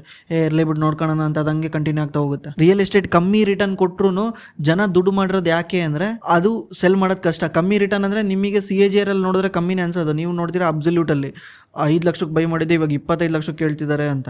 25 ವರ್ಷ CAGR ನೋಡಿದ್ರೆ 7-8% ರಿಟರ್ನ್ ಕೊಟ್ಟಿರುತ್ತೆ. ಬಟ್ ಆದರೆ ಈ ಥರ ವೆಲ್ತ್ ಕ್ರಿಯೇಟ್ ಮಾಡೋಕ್ಕೆ ಹೆಲ್ಪ್ ಮಾಡುತ್ತೆ. ನಮ್ಮ ಡಿಸಿಪ್ಲಿನ್ನ ಮೇಂಟೈನ್ ಮಾಡುತ್ತೆ. ಆ ಥರ ಥಿಂಕ್ ಮಾಡಿ ತಲೆ ಕೆಡಿಸ್ಕೊಬೇಡಿ, ಏನಾಗಲ್ಲ. ಬಟ್ ನೆಕ್ಸ್ಟ್ ಮಾಡೋಕೆ ಹೋಗ್ಬೇಡಿ. ಮೋತಿಲಾಲ್ ಓಸ್ವಾಲ್ ಅವರ ಲಾರ್ಜ್ ಕ್ಯಾಪ್ ಫಂಡಲ್ಲಿ ಇನ್ವೆಸ್ಟ್ ಮಾಡಿದ್ದಾರೆ, HDFC ಬ್ಯಾಂಕಲ್ಲಿ ಇನ್ವೆಸ್ಟ್ ಮಾಡಿದ್ದಾರೆ ಅಂತ ಮ್ಯೂಚುವಲ್ ಫಂಡ್ ತೋರಿಸ್ತಾ ಇದ್ದಾರೆ. ಆದರೆ ಸ್ಕ್ರೀನಲ್ಲಿ ಚೆಕ್ ಮಾಡಿದ್ರೆ DII ಅವರ ಹೆಸರಲ್ಲಿ ಅದು ಹೇಗೆ ಅಣ್ಣ, ನಮ್ಮ ಊರು ಬಳ್ಳಾರಿ. ಇವ್ರೇನು ಕೇಳ್ತಿದ್ದಾರೆ ಅಂದರೆ, ಮೋತಿಲಾಲ್ ಓಸ್ವಾಲ್ದು ಲಾರ್ಜ್ ಕ್ಯಾಪ್ ಫಂಡಲ್ಲಿ HDFC ಬ್ಯಾಂಕ್ ಮೇಲೆ ಇನ್ವೆಸ್ಟ್ ಮಾಡಿದ್ದಾರೆ ಅಂತ ಹೇಳ್ತಿದ್ದಾರೆ. ಬಟ್ ಆದರೆ ಸ್ಕ್ರೀನರಲ್ಲಿ ಹೋಗಿ ತೆಗೆದು ನೋಡಿದ್ರೆ, DII ಹೋಗಿ ತೆಗೆದು ನೋಡಿದ್ರೆ ಮೋತಿಲಾಲ್ ಓಸ್ವಾಲ್ ಹೆಸರು ಬರ್ತಿಲ್ಲ ಅಂತ ಹೇಳ್ತಿದ್ದಾರೆ. ಆ್ಯಕ್ಚುಲಿ ನೀವು ಹೆಂಗಾಯಿತು ಅಂದರೆ, ಇದು ನೀವು ಯಾವುದೋ ಒಂದು ಹುಳ ನೋಡಿದ್ರೆ ಆ ಹುಳನ ಹೋಗಿ ಮಾತಾಡ್ಸಿದ್ದೀರ. ಹುಳಾಗ ಮಾತಾಡೋಕ್ಕೆ ಬರುತ್ತೆ. ಆ ಹುಳನ ಹೋಗಿ ಮಾತಾಡ್ಸಿದ್ರೆ ಏನಪ್ಪ ಎಲ್ಲಿದ್ದೆ ಅಂದರೆ, ನಾನು ಆನೆ ಮೇಲೆ ಕುಂತಿದ್ದೆ ಅಂತ ಹೇಳ್ತು ಆ ಹುಳ.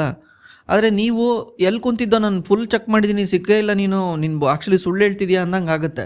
ಯಾಕಂದರೆ ಆನೆಗೆ ಈ ಹುಳ ಯಾವ ಲೆಕ್ಕ, ಅದೇ ರೀತಿ HDFC ಬ್ಯಾಂಕಿಗೆ ಈ ಮೋತಿಲಾಲ್ ಓಸ್ವಾಲ್ದು ಫಂಡು ಯಾವ ಲೆಕ್ಕ. ಯಾಕಂದರೆ ಇವ್ರ ಹತ್ರ 10,000 ಕೋಟಿನೇ ಇರ್ಬೋದು, 10,000 ಕೋಟಿ AUM ಇರ್ಬೋದು. ಅದರಲ್ಲಿ 10% HDFC ಬ್ಯಾಂಕಲ್ಲಿ ಹಾಕಿದ್ದಾರೆ ಅಂದ್ಕೊಳ್ಳಿ, ಅಂದರೆ 1,000 ಕೋಟಿ. 1,000 ಕೋಟಿ HDFC ಬ್ಯಾಂಕಿಗೆ ಏನೂ ಅಲ್ಲ, ನಾಟ್ ಇವನ್ 1%. ನೀವು DII ಅಂತ ಸರ್ಚ್ ಮಾಡಿದ್ರೆ ಯಾರು 1% ಮೇಲೆ ಇನ್ವೆಸ್ಟ್ ಮಾಡಿದ್ದಾರೆ ಅವ್ರಿಗೆ ಮಾತ್ರ ಅಲ್ಲಿ ತೋರಿಸುತ್ತೆ. 1% HDFC ಬ್ಯಾಂಕಿಗೆ ಎಷ್ಟಾಗುತ್ತೆ? HDFC ಬ್ಯಾಂಕ್ದು ಮಾರ್ಕೆಟ್ ಕ್ಯಾಪು 15 ಲಕ್ಷ ಕೋಟಿ. 15 ಲಕ್ಷ ಕೋಟಿಗೆ 1% 15,000 ಕೋಟಿ. 15,000 ಕೋಟಿ ಯಾವುದನ್ನ ಫಂಡು ಹೋಗಿ ಇನ್ವೆಸ್ಟ್ ಮಾಡ್ತಿದೆ ಅಂದರೆ HDFC ಬ್ಯಾಂಕ್ ಮೇಲೆ 10% ಮೇಲೆ ಯಾವ ಫಂಡು ಜಾಸ್ತಿ ಮಾಡೋಕ್ಕಾಗಲ್ಲ. 10% ಮಿನಿಮಮ್ ಮಾಡೋಕ್ಕಾಗುತ್ತೆ as per the SEBI rules. Mutual fund 10% ಹೋಗಿ ಮಾಡ್ತಿದೆ ಅಂದರೆ ಆ ಫಂಡು ವ್ಯಾಲ್ಯೂನೇ ಮಿನಿಮಮ್ 1.5 ಲಕ್ಷ ಕೋಟಿ ಇರಬೇಕು. ಅದಕ್ಕೇ ನಿಮಗೆ ಆ ಥರ ತೋರಿಸ್ತಾ ಇರಲ್ಲ. ಬ್ರೋ, ಫ್ಯೂಚರಲ್ಲಿ ಅಮೆರಿಕದ ಫೈನಾನ್ಷಿಯಲ್ ಕ್ರೈಸಿಸ್ ಬಂದೇ ಬರುತ್ತೆ. ಫ್ಯೂಚರಲ್ಲಿ ಬಂದೇ ಬರುತ್ತೆ. ಇನ್ನೊಂದು 30-35 ವರ್ಷ ಆದಮೇಲೆ ಬರ್ಬೋದು. ಸದ್ಯಕ್ಕಂತೂ ಬರಲ್ಲ. ನನ್ನ ಪ್ರಕಾರ ಸದ್ಯಕ್ಕಂತೂ ಬರಲ್ಲ. ಒಂದು 35-40 ವರ್ಷ ಆಗಬೇಕು, ಆವಾಗ ಬಂದೇ ಬರುತ್ತೆ. ಯಾಕಂದರೆ ಕ್ರೈಸಿಸ್ ನಿಧಾನಕ್ಕೆ ಜಾಸ್ತಿ ಆಗಿ ಇನ್ನೊಂದು 30-40 ವರ್ಷಕ್ಕೆ ಬಂದೇ ಬರುತ್ತೆ ಅಮೆರಿಕ ಫೈನಾನ್ಷಿಯಲ್ ಕ್ರೈಸಿಸ್. ಹಂಗಂತ ಜಗತ್ತು ಬಿದ್ದೋಗಲ್ಲ. ಅಷ್ಟೊತ್ತಿಗೆ ಇನ್ನೊಂದು ಯಾವುದೋ ಕಂಟ್ರಿ ಬೆಳೆದಿರುತ್ತೆ, ಸ್ವ್ಯಾಪ್ ಆಗಿರುತ್ತೆ. ಸರ್, ನಾವು ಅಂದರೆ ನಾನು ನನ್ನ ಬ್ರದರ್ 5 ವರ್ಷ ಬ್ಯಾಕು ಬೇರೆ ಹತ್ತಿರ ಇರೋ ಕೆಲಸಕ್ಕೆ ಹೋಗಿದ್ವಿ, ನ್ಯೂಸ್ ಪೇಪರ್ ಡಿಸ್ಟ್ರಿಬ್ಯೂಷನ್ ಮಾಡೋಕ್ಕೆ ಫಾರ್ 800 rupees ಪರ್ ಮಂತ್. ಈಗ ನಾವು ಓನ್ ಆಗಿ ಡೀಲರ್ಶಿಪ್ ತೊಗೊಂಡಿದ್ದೀವಿ. ಈಗ ನಾವು ಮಂತ್ಲಿ 30,000 ಅರ್ನ್ ಮಾಡ್ತಾ ಇದ್ದೀವಿ. 3 ಜನಕ್ಕೆ ಕೆಲಸ ಕೊಟ್ಟಿದ್ದೀವಿ. ನಾವು ಈಗ ಸ್ಟಡಿ ಮಾಡ್ತಾ ಇದ್ದೀವಿ, BCom ಆ್ಯಂಡ್ B.Ed. ನಮ್ಮ ಏಜ್ 21-23. ನಾವು ಮ್ಯೂಚುವಲ್ ಫಂಡಲ್ಲಿ ಇನ್ವೆಸ್ಟ್ ಮಾಡಬೇಕಾ ಅಥವಾ ಡೈರೆಕ್ಟ್ ಸ್ಟಾಕ್ಸಲ್ಲಿ ಇನ್ವೆಸ್ಟ್ ಮಾಡಬೇಕಾ ಅಂತ ಅರ್ಥ ಆಗ್ತಾ ಇಲ್ಲ.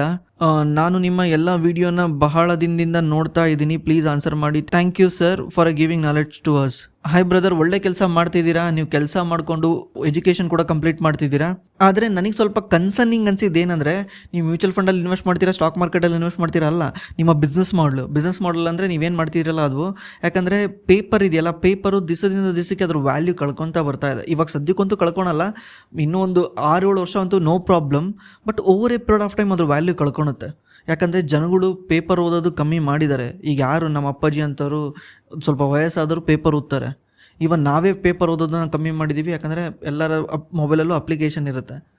ಮನಿ ಕಂಟ್ರೋಲ್ ಅವ್ರದ್ದೇ ET ನಾವು ಎಲ್ಲರದ್ದು ಅಪ್ಲಿಕೇಶನ್ ಇದೆ. ಡೈಲಿ ಅಂಟ್ ಈ ಥರ. ಇದರಿಂದ ಜನ ನ್ಯೂಸ್ನ ಪೇಪರ್ ಥ್ರೂ ಕನ್ಸ್ಯೂಮ್ ಮಾಡೋದು ಕಮ್ಮಿ ಮಾಡ್ತಾರೆ. ಹೋಗ್ತಾ ಹೋಗ್ತಾ ಅದು ಇನ್ನೂ ಕಮ್ಮಿ ಆಗುತ್ತೆ. ಇದರಿಂದ ನೀವು ಪೇಪರ್ ಹಾಕೋದು ನಿಮ್ಮ ಕೈಲೂ ಕಮ್ಮಿ ಆಗುತ್ತೆ. ಈವನ್ ನ್ಯೂಸ್ ಪೇಪರ್ ಕಂಪ್ನಿಗಳದ್ದು ನೋಡಿರ್ಬೋದು ನೀವು. ನ್ಯೂಸ್ ಪೇಪರ್ ಕಂಪ್ನಿಗಳದ್ದು P4, 5 ಈ ಥರ ಇದ್ದಾವೆ. ಯಾಕಂದರೆ ಈ ಕಂಪ್ನಿಗಳಿಗೆ ಫ್ಯೂಚರ್ ಇಲ್ಲ ಅಂತ. ಕಮ್ಮಿ ಇದೆ ಏನಂದರೆ ಏನರ್ಥ? ಫ್ಯೂಚರ್ ಇಲ್ಲ ಅಂತ. ಅವರು ಕೂಡ ಡಿಜಿಟಲ್ ಹೋಗ್ತಾ ಇದ್ದಾರೆ. ಎಲ್ಲರೂ ಡಿಜಿಟಲ್ಗೆ ಹೋಗ್ತಾ ಇದ್ದಾರೆ. ಇದರಿಂದ ನಿಮ್ಮ ಬಿಸ್ನೆಸ್ ಮಾಡೆಲ್ಗೆ ಹೊಡ್ತಾ ಬೀಳ್ಬೋದು. ಅದಕ್ಕೆ ಸ್ವಲ್ಪ ಡಿಫ್ರೆಂಟಾಗಿ ಯೋಚನೆ ಮಾಡಿ. ಈಗ ಬರ್ತಿರೋ ಕ್ಯಾಶ್ ಫ್ಲೋನ ಮ್ಯೂಚುವಲ್ ಫಂಡಲ್ಲೂ ಇನ್ವೆಸ್ಟ್ ಮಾಡಬೇಡಿ, ಸ್ಟಾಕ್ಸಲ್ಲೂ ಇನ್ವೆಸ್ಟ್ ಮಾಡಬೇಡಿ. ಸ್ವಲ್ಪ ಬೇರೆ ಬಿಸ್ನೆಸ್ಗೆ ಡೈವರ್ಟ್ ಮಾಡಿ ಯಾವುದಾದ್ರೂ ಬೇರೆ ಬಿಸ್ನೆಸ್ ಮಾಡ್ಬೋದಾ ಅಂತ. ಯಾಕಂದರೆ ಹೋಗ್ತಾ ಹೋಗ್ತಾ ಏನಾಗುತ್ತೆ, ನಿಮಗೆ ಬಿಸ್ನೆಸ್ ಇಲ್ದಂಗೆ ಆಗುತ್ತೆ. ನೀವು ಇದನ್ನೇ ಮಾಡಿ ರೂಢಿ ಆಗಿರೋದ್ರಿಂದ ನಿಮ್ಗೆ over a period of time ಏನಾದರೂ ಹೊಸ್ದಾಗಿ ಮಾಡ್ಬೇಕನ್ಸಿದ್ರೆ ಮಾಡೋಕ್ಕೂ ಆಗಲ್ಲ. ದಯವಿಟ್ಟು ಈ ಕ್ಯಾಶ್ ಫ್ಲೋ ಬರ್ತಿದೆಯಲ್ಲ ಎವ್ರಿ ಮಂತ್, ಅದನ್ನು ಯಾವುದೋ ಬೇರೆ ಬಿಸ್ನೆಸ್ಸಿಗೆ ಡೈವರ್ಟ್ ಮಾಡ್ಬೋದು ಅಂತ ಟ್ರೈ ಮಾಡಿ. ಇದರಿಂದ ನಿಮಗೆ ಫ್ಯೂಚರ್ ಥ್ರೆಟ್ ಬಂದರೆ ಏನು ಪ್ರಾಬ್ಲಮ್ ಆಗಲ್ಲ. ನಾವು over a period of time ಜನ ಪೇಪರ್ ಓದೋದು ನಿಲ್ಲಿಸಿದ್ರು ನಿಮ್ಗೆ ಬೇರೆ ಬಿಸ್ನೆಸ್ ನಿಮ್ಮನ್ನು ಸಾಕ್ತಾ ಇರುತ್ತೆ. ಆ ಥರ ಟ್ರೈ ಮಾಡಿ. ಬ್ರೋ, ನಿಮ್ಮ ವೀಡಿಯೋಸ್ ನೋಡಿ ಇಂಡಿಯಾದ ಪಾಪ್ಯುಲೇಷನ್ ಎಲ್ಲರೂ ಸ್ಟಾಕ್ ಮಾರ್ಕೆಟಲ್ಲಿ ಇನ್ವೆಸ್ಟ್ ಮಾಡಿದ್ರೆ ಏನಾಗ್ಬೋದು? ಇದು ರಿಯಾಲಿಟಿ ಅಲ್ಲ ಗೊತ್ತು, ಬಟ್ ಯುರೋಪ್ ದೇಶದಲ್ಲೂ ಹಂಗೆ ಮಾಡೋ ಥರ ಇದ್ದಾರೆ. ಇಂಡಿಯಾದಲ್ಲಿ ಅಂದರೆ ಏನಾಗುತ್ತೆ ಅಂದರೆ ಏನೂ ಆಗಲ್ಲ. ಯಾಕಂದರೆ ಎಲ್ಲರೂ ಸ್ಟಾಕ್ ಮಾರ್ಕೆಟಲ್ಲಿ ಇನ್ವೆಸ್ಟ್ ಮಾಡೋಕ್ಕೆ ಬರಲ್ಲ. ನೀವು ಇಂಡಿಯಾನ ಅರ್ಥ ಮಾಡ್ಕೊಂಡಿದ್ರೆ, ನೀವೇನಾದರೂ ಬಿಸ್ನೆಸ್ ಮಾಡ್ತಾ ಇದ್ದರೆ ದಯವಿಟ್ಟು ಇದನ್ನು ಅರ್ಥ ಮಾಡ್ಕೊಳ್ಳಿ. ಎಲ್ಲರೂ ಇದನ್ನು ನೀಟಾಗಿ ಕೇಳಿಸ್ಕೊಳ್ಳಿ. ಏನಂದರೆ ಇಂಡಿಯಾನ 3 ಪಾರ್ಟ್ ಮಾಡ್ತಾರೆ. ಇಂಡಿಯಾ 1, ಇಂಡಿಯಾ 2, ಇಂಡಿಯಾ 3 ಅಂತ. ಇಂಡಿಯಾನ 3 ಪಾರ್ಟ್ ಯಾಕೆ ಮಾಡ್ತಾರೆ ಅಂದರೆ, ಇಂಡಿಯಾ 1 ಏನು ಮಾಡುತ್ತೆ? ಇಂಡಿಯಾ 1 ಅಂದರೆ ಯಾರು 1 ಲಕ್ಷಕ್ಕಿಂತ ಜಾಸ್ತಿ ದುಡಿತಾರೆ ಎವ್ರಿ ಮಂತ್ ಅವ್ರನ್ನ ಇಂಡಿಯಾ 1 ಅಂತ ಕರೀತಾರೆ. ಇವ್ರನ್ನೇ ಪ್ರತಿಯೊಂದು ಬಿಸ್ನೆಸ್ಸು ಟಾರ್ಗೆಟ್ ಮಾಡುತ್ತೆ. 90% ಅಮೆಝಾನ್ದು ಟ್ರಾಫಿಕ್ನ ಇವರೇ ತಗೊಂಬರ್ತಾರೆ. ಫ್ಲಿಪ್ಕಾರ್ಟಲ್ಲಿ ಸೇಲ್ ಆಗೋದನ್ನು ಇವರಿಂದನೇ ಆಗುತ್ತೆ. ಮಿಂತ್ರಾದಲ್ಲಿ ಹೈಯೆಸ್ಟ್ ಸೇಲ್ ಆಗೋದು ಇವರಿಂದನೇ ಆಗುತ್ತೆ. ಇದರಿಂದ ಹೊಸ ಸ್ಟಾರ್ಟಪ್ಗಳು ಏನಿದಾವಲ್ಲ ಅವರೆಲ್ಲರೂ ಇವ್ರನ್ನೇ ಟಾರ್ಗೆಟ್ ಮಾಡ್ತಾರೆ. ಬೆಂಗಳೂರಲ್ಲಿ ನಾರ್ಮಲಿ ಇವರು ಇಂದ್ರನಗರ, ಕೋರ್ಮಂಗ್ಲ ಈ ಥರ ನ್ಯೂ IT ಬಿಸ್ನೆಸ್ ಎಲ್ಲಿರುತ್ತೆ ಅಲ್ಲಿ ಜಾಸ್ತಿ ಇರ್ತಾರೆ. ಇದನ್ನು ಹೊಸ ಬಿಸ್ನೆಸ್ಗಳು ಇವ್ರಿಗೆ ಟಾರ್ಗೆಟ್ ಮಾಡ್ತವೆ. ಓಕೆ, ಇದನ್ನು ಅರ್ಥ ಮಾಡ್ಕೊಳ್ಳಿ. ಎರಡನೇದು ಬಂದ್ಬಿಟ್ಟು 30,000ಕ್ಕಿಂತ ಜಾಸ್ತಿ ದುಡಿಯೋರು. 30,000ಕ್ಕಿಂತ ಜಾಸ್ತಿ ದುಡಿಯೋರನ್ನ ಇಂಡಿಯಾ 2 ಅಂತ ಕರಿತೀವಿ. ಇಂಡಿಯಾ 2 ಬಂದ್ಬಿಟ್ಟು ನಮ್ಮ ಇಂಡಿಯಾದಲ್ಲಿ ಒಂದು 12ರಿಂದ 15 ಕೋಟಿ ಜನ ಇರ್ಬೋದು. 30,000ಕ್ಕಿಂತ ಜಾಸ್ತಿ ದುಡಿಯೋರು 12ರಿಂದ 15 ಕೋಟಿ ಜನ ಇದ್ದಾರೆ. ಈ 1 ಲಕ್ಷಕ್ಕಿಂತ ಮೇಲ್ ದುಡಿಯೋರು ಮೇ ಬಿ ಒಂದು 3 ಕೋಟಿ 4 ಕೋಟಿ ಜನ ಇದ್ದಾರೆ. ಯಾಕಂದರೆ ಇನ್ಕಮ್ ಟ್ಯಾಕ್ಸ್ ಫೈಲ್ ಮಾಡೋರು ಅಷ್ಟೇ ಜನ ಇದ್ದಾರೆ. ನಾವು ಅದನ್ನೇ ಅಂತ ತಿಳ್ಕೊಂಡ್ರು ಕೂಡ 3 ಕೋಟಿ ಜನ 4 ಕೋಟಿ ಜನ ಇದ್ದಾರೆ. ಇವರಿಬ್ಬರೂ ಸೇರಿಸಿದ್ರೆ ಟೋಟಲ್ 18 ಕೋಟಿ ಜನ ಅಂತ ಆಯಿತು. 18 ಕೋಟಿ ಜನ ವರ್ಷಕ್ಕೆ 3.5 ಲಕ್ಷ ಆವ್ರೇಜ್ ದುಡಿತಾರೆ. 3.5ರಿಂದ 4 ಲಕ್ಷ ಆವ್ರೇಜ್ ದುಡಿತಾರೆ. ಇವ್ರ ಹತ್ರನೇ ದುಡ್ಡನ್ನ ಸೇವ್ ಮಾಡೋಕ್ಕೆ ದುಡ್ಡಿರೋದು. ಅವರೇ ತಗೊಂಡೋಗಿ ಸ್ಟಾಕ್ ಮಾರ್ಕೆಟಲ್ಲಿ ಹಾಕೋದು, ಗೋಲ್ಡಲ್ಲಿ ಬೈ ಮಾಡೋದು ಇವ್ರ ಕೈಲೇ ಆಗುತ್ತೆ. ಇನ್ನು ಉಳಿದಿರೋದಿದಾರಲ್ಲ, ದೇರ್ ಇಸ್ ಅನದರ್ 110ರಿಂದ 100 ಕೋಟಿ ಜನ ಅವ್ರು ಯಾವಾಗ್ಲೂ ಗೌರ್ಮೆಂಟ್ ಸ್ಕೀಮ್ ಮೇಲೆ ಡಿಪೆಂಡ್ ಆಗಿರ್ತಾರೆ. ಗೌರ್ಮೆಂಟ್ ರೇಷನ್ ಕೊಡೋದ್ರ ಮೇಲೆ, ಗೌರ್ಮೆಂಟ್ ಸಬ್ಸಿಡಿ ಕೊಡೋದ್ರ ಮೇಲೆ, ಇದ್ರ ಮೇಲೆ ಡಿಪೆಂಡ್ ಆಗಿರ್ತಾರೆ. ಇವ್ರನ್ನ ಇಂಡಿಯಾ 3 ಅಂತ ಕರೀತಾರೆ. ಇವ್ರನ್ನ ಜಾಸ್ತಿ FMCG ಬ್ರ್ಯಾಂಡ್ಗಳು ಇವ್ರು ಇದು ಮಾಡ್ತಾರೆ. ಡೈಲಿ ಕನ್ಸ್ಯೂಮರ್ ಬ್ರ್ಯಾಂಡ್ಗಳು ಅವ್ರನ್ನ ಫೋಕಸ್ ಮಾಡ್ತಾರೆ. ಈಗ ನೀವೇ ಯೋಚನೆ ಮಾಡಿ, ಇಂಡಿಯಾ 1 ಇಂಡಿಯಾ 2ನ ಸೇರಿಸ್ಕೊಂಡ್ರೆ ನಮ್ಮ ಇಂಡಿಯಾದಲ್ಲಿ ಅರೌಂಡ್ 18 ಕ್ರೋರ್ ಜನ ಬರ್ತಾರೆ. 18 ಕೋಟಿ ಜನ ಬರ್ತಾರೆ. 140 ಕೋಟಿ ಜನ ಹೆಂಗೆ ಇನ್ವೆಸ್ಟ್ ಮಾಡೋಕ್ಕಾಗುತ್ತೆ? ಸುಮ್ಮನೆ ನಾವು ಹೇಳ್ಬೋದು 140 ಕೋಟಿ ಜನ ಇನ್ವೆಸ್ಟ್ ಮಾಡ್ಬೋದು ಅಂತ. ಪಾಪ ಅವ್ರ ಹತ್ರ ಎಬಿಲಿಟಿನೇ ಇಲ್ಲ, ದುಡ್ಡೇ ಇಲ್ಲ. ಎಷ್ಟೋ ಜನ ಸಾಲದಲ್ಲಿದ್ದಾರೆ. ಇನ್ವೆಸ್ಟ್ ಮಾಡೋದು ಮನೆ ಹಾಳಾಗೋಗ್ಲಿ, ಸಾಲದಲ್ಲಿದ್ದಾರೆ. ಸಾಲ ತೀರಿಸ್ಕೊಳ್ಳೋದು ಹೆಂಗೆ ಅಂತ ಓಡಾಡ್ತಿರ್ತಾರೆ. ಇನ್ವೆಸ್ಟ್ ಎಲ್ಲಿಂದ ಮಾಡ್ತಾರೆ ಗೊತ್ತು? Over a period of time ಅವರು ಇನ್ಕ್ರೀಸ್ ಆಗುತ್ತೆ. ಇದು ಏನಾದರೆ ಅವ್ರ ಪಾವರ್ಟಿಯಿಂದ ಇಂಡಿಯಾ 3ಯಿಂದ ಇಂಡಿಯಾ 2ಗೆ ಬರ್ತಾರೆ. ಇಂಡಿಯಾ 2ನಲ್ಲಿರೋ ಇಂಡಿಯಾ 1ಗೆ ಹೋಗ್ತಾರೆ. ಈ ಥರ ಚೇಂಜ್ ಆಗ್ತಿರುತ್ತೆ. ಬಟ್ ನಿಧಾನಕ್ಕಾಗುತ್ತೆ. ಇದು ನಮ್ಮ ಇಂಡಿಯಾದಲ್ಲಿ ಮಿನಿಮಮ್ 30 to 40% ಜನ ಸ್ಟಾಕ್ ಮಾರ್ಕೆಟಲ್ಲಿ ಇನ್ವೆಸ್ಟ್ ಮಾಡೋಕ್ಕೆ ಮಿನಿಮಮ್ ಅಂದ್ರೂ ನನ್ನ ಪ್ರಕಾರ 10ರಿಂದ 15 ವರ್ಷ ಬೇಕು. ಅವಾಗ ಏನಾಗುತ್ತೆ ಅಂದರೆ ಇಂಡಿಯಾದಲ್ಲಿ ಇನ್ವೆಸ್ಟ್ ಮಾಡೋರು ಜಾಸ್ತಿ ಆಗ್ತಾರೆ. ಅವಾಗ ನಮಗೆ ಫಾರಿನ್ ಇನ್ವೆಸ್ಟರ್ಸ್ ಏನು ಬೇಕಾಗಲ್ಲ. ಸ್ಟಾಕ್ ಮಾರ್ಕೆಟ್ ಎಲ್ಲ ಸುಮ್ಮನೆ ಯಾರೋ ಬಂದು ಇನ್ವೆಸ್ಟ್ ಮಾಡ್ತಿರೋಂಥ ಮೇಲೋಗಲ್ಲ. ಅರ್ನಿಂಗ್ ಜಾಸ್ತಿ ಆಗಬೇಕು, ಕಂಪ್ನಿ ಅರ್ನಿಂಗ್ ಜಾಸ್ತಿ ಆಗಬೇಕು. ಅರ್ನಿಂಗ್ ಜಾಸ್ತಿ ಆದ್ರೇ ಸ್ಟಾಕ್ ಮಾರ್ಕೆಟ್ ಮೇಲೆ ಹೋಗೋದು. ಕಂಪ್ನಿ ಮಾಡೋ ಲಾಭ ಜಾಸ್ತಿ ಆಗಬೇಕು. ಯಾರೋ ಬಂದು ಇನ್ವೆಸ್ಟ್ ಮಾಡ್ತಾರೆ ಅಂತ ಮೇಲೋಗಲ್ಲ. ಶಾರ್ಟ್ ಟರ್ಮಲ್ಲಿ ಹೋಗ್ಬೋದು, ಮೇ ಬಿ ಶಾರ್ಟ್ ಟರ್ಮಲ್ಲಿ ಮೇಲೆ ಕೆಳಗೆ ಆಗ್ಬೋದು. ಬಟ್ ಲಾಂಗ್ ಟರ್ಮಲ್ಲಿ ಕಂಪ್ನಿ ಮಾಡೋ ಲಾಭದಿಂದನೇ ಕಂಪ್ನಿ ಮೇಲೆ ಹೋಗೋದು. ಯಾಕಂದರೆ ನೀವು ಬೈ ಮಾಡಿದ್ದೀರಾ, ನಿಮ್ಮ ಹತ್ರ ಬೈ ಮಾಡೋಕ್ಕೆ ಯಾರೋ ಒಬ್ಬ ಬರಬೇಕಲ್ಲ. ಅದು ಯಾರು ಬರ್ತಾರೆ? ನಾರ್ಮಲಿ ಫಾರಿನ್ ಇನ್ವೆಸ್ಟರ್ಸ್ ಬರ್ತಾರೆ. DAA ವರ್ಸಸ್ FIIs ಅಂದ್ರೇನು? ನಂದು ನೌನಿಗೆ ಸೆಲ್ ಮಾಡು, ಒಂದು ನನ್ನ ಸೆಲ್ ಮಾಡು ಅಂತ. ಫಾರಿನ್ ಇನ್ವೆಸ್ಟರ್ಸ್ ಬರಬೇಕಂದ್ರೆ ನಮ್ಮ ಇಂಡಿಯಾದಲ್ಲಿ ಅರ್ನಿಂಗ್ ಗ್ರೋತ್ ಆಗಬೇಕು. ಕಂಪ್ನಿಗಳು ಜಾಸ್ತಿ ಅರ್ನಿಂಗ್ ಗ್ರೋತ್ ಮಾಡಬೇಕು. ಅವಾಗ ಅವರು ಅಲ್ಲಿಂದ ದುಡ್ಡು ತಗೊಂಬರ್ತಾರೆ ಇಂಡಿಯಾಗೆ. China and Japan, more developed country compared to India, yet another stock market returns are significantly lower than India. You once mentioned stock market is directly linked to the country development. Can you explain? 100% stock market link to country ಡೆವಲಪ್ಮೆಂಟೇನೆ. ಜಪಾನ ನೀವು ಅರ್ಥ ಮಾಡ್ಕೊಂಡ್ರೆ, ಜಪಾನ್ದು GDP last 20 ವರ್ಷದಲ್ಲಿ ಎಷ್ಟಿತ್ತೋ ಈಗಲೂ ಅಷ್ಟೇ ಇದೆ. ಯಾಕಂದರೆ ಜಪಾನ್ದು ಪ್ರಾಬ್ಲಮ್ ಬೇರೆ ಆಗಿತ್ತು. ಅದನ್ನು ಯಾವತ್ತಾರು ಒಂದ್ಸಲ ಎಕ್ಸ್ಪ್ಲೇನ್ ಮಾಡ್ತೀನಿ. ಜಪಾನ್ ಒಂದ್ಸಲ ರ್ಯಾಪಿಡ್ಲಿ ಗ್ರೋ ಆಗಿ ಕೊಲ್ಯಾಪ್ಸ್ ಆಗಿತ್ತು. ಜಪಾನಲ್ಲಿ ವಯಸ್ಸಾದವ್ರು ಜಾಸ್ತಿ ಇದ್ದಾರೆ. ಜಪಾನಲ್ಲಿ ಸೇವಿಂಗ್ ಕಲ್ಚರ್ ಜಾಸ್ತಿ ಇದೆ. ಅಂದರೆ ಅಲ್ಲಿ ಜನ ಜಾಸ್ತಿ ಬಿಸ್ನೆಸ್ ಮಾಡೋಕ್ಕೆ ಇಷ್ಟಪಡಲ್ಲ, ಸೇವಿಂಗ್ ಕಲ್ಚರ್ ಜಾಸ್ತಿ ಇದೆ, ಸೇವ್ ಮಾಡ್ತಾರೆ ಜಾಸ್ತಿ. ಈ ರೀಸನಿಂದ ಕಂಟ್ರಿನಲ್ಲಿ ಎಕನಾಮಿಕ್ಲಿ ಗ್ರೋ ಆಗೇ ಇಲ್ಲ ಅವರು ಲಾಸ್ಟ್ 20 ಇಯರ್ಸಿಂದ. ಇದರಿಂದ ಕಂಟ್ರಿ ಗ್ರೋ ಆಗಲಿಲ್ಲದ್ರೆ ಸ್ಟಾಕ್ ಮಾರ್ಕೆಟು ಗ್ರೋ ಆಗಿಲ್ಲ. ಆದರೆ SIP ಯಾರು ಮಾಡಿದ್ದಾರೆ ಜಪಾನ್ ನಿಕ್ಕಿ ಇಂಡೆಕ್ಸಲ್ಲಿ ಯಾರು SIP ಮಾಡಿದ್ದಾರೆ ಅವ್ರು ಒಳ್ಳೆ ರಿಟರ್ನ್ ತೆಗೆದಿದ್ದಾರೆ. ಯಾಕಂದರೆ ಒಂದ್ಸಲ 1990ನಲ್ಲಿ ಜಪಾನ್ ಸ್ಟಾಕ್ ಮಾರ್ಕೆಟ್ ಕ್ರ್ಯಾಶ್ ಆಗಿತ್ತು. ಜಪಾನ್ ಸ್ಟಾಕ್ ಮಾರ್ಕೆಟ್ಗಿಂತ ಜಾಸ್ತಿ ಅಲ್ಲಿ ರಿಯಲ್ ಎಸ್ಟೇಟ್ ಕ್ರ್ಯಾಶ್ ಆಗಿತ್ತು. ರಿಯಲ್ ಎಸ್ಟೇಟ್ ಕ್ರ್ಯಾಶಿಂದನೇ ಜಪಾನ್ ಎಕಾನಮಿ ಡೌನ್ ಆಗಿರೋದು. ಯಾಕಂದರೆ ಅಲ್ಲೂ ಇಲ್ಲಿ ಥರ ಇಂಡಿಯಾದಲ್ಲಿ ಡೈಲಿ ಮೇಲೋಗುತ್ತೆ ಅಂತ ಬೈ ಮಾಡ್ಕೊಂಡು ಕೂತ್ಕೊಂಡು ಒಂದ್ಸಲ ಓವರ್ ಪ್ರೈಸ್ ಆಗಿ ಅದು ಕೊಲ್ಯಾಪ್ಸ್ ಆಗಿತ್ತು. ಇದರಿಂದ ಜಪಾನ್ ಎಕನಾಮಿಕ್ ತೊಂದರೆ ಆಗಿ ಜಪಾನ್ ಎಕನಾಮಿ ಗ್ರೋನೇ ಆಗಿಲ್ಲ. ಅದಕ್ಕೆ ಸ್ಟಾಕ್ ಮಾರ್ಕೆಟು ಗ್ರೋ ಆಗಿಲ್ಲ. ಬಟ್ ಸ್ಟಾಕ್ ಮಾರ್ಕೆಟ್ ಬಿದ್ದು ರಿಕವರ್ ಆಗಿದೆ. ಯಾರು SIP ಮಾಡಿರ್ತಾರಲ್ವಾ ಅವ್ರು ಇಲ್ಲೂ ಮಾಡಿರ್ತಾರೆ, ಕೆಳಗೂ ಮಾಡಿರ್ತಾರೆ, ಈಗ ಮೇಲೆ ಹೋಗ್ತಾನೂ ಮಾಡಿರ್ತಾರೆ. SIP ಮಾಡೋದು ರಿಕವರ್ ಮಾಡಿದ್ದಾರೆ. ನಮ್ಮ ಇಂಡಿಯಾಗೂ ಜಪಾನ್ಗೂ ಕಂಪೇರ್ ಮಾಡೋದಲ್ಲ. ಆಮೇಲೆ ನೀವು ಚೈನಾ ಕೇಳ್ಬೋದು. ಚೈನಾ ಎಕನಾಮಿ ಗ್ರೋ ಆಗ್ತಿದೆ. ಸ್ಟಾಕ್ ಮಾರ್ಕೆಟ್ ಚೈನಾದು ಲಾಸ್ಟ್ 7-8 ಇಯರ್ಸಿಂದ ಏನು ರಿಟರ್ನ್ ಕೊಟ್ಟಿಲ್ಲ ಅಂತ. ಯಾಕಂದರೆ ಚೈನಾದಲ್ಲಿ ಇನ್ವೆಸ್ಟ್ ಮಾಡೋಕ್ಕೆ ಯಾರಿಗೂ ಇಷ್ಟ ಆಗಲ್ಲ. ನೀವೇ ಇಷ್ಟಪಡ್ತೀರಾ? ಅಲ್ಲಿ ಬ್ಯಾಲೆನ್ಸ್ ಶೀಟ್ ಏನು ನಂಬೋಕ್ಕಾಗಲ್ಲ. ಯಾಕಂದರೆ ಪ್ರತಿಯೊಂದು ಗೌರ್ಮೆಂಟ್ ಟ್ರ್ಯಾಕ್ ಮಾಡುತ್ತೆ. ಅಲ್ಲಿರೋದು ಡಿಕ್ಟೇಟರ್ಶಿಪ್ಪು. ನಾಳೆ ಒಂದು ದಿವಸ ಕಂಪ್ನಿ ಏನಾದರೂ ಇನೋವೇಷನ್ ಮಾಡಿ ಅದು ದೇಶಕ್ಕೆ ಥ್ರೆಟ್ ಬಂದರೆ ಅದನ್ನು ಸಹಿಸಲ್ಲ, ಬ್ಯಾನ್ ಮಾಡಾಕ್ಬಿಡುತ್ತೆ.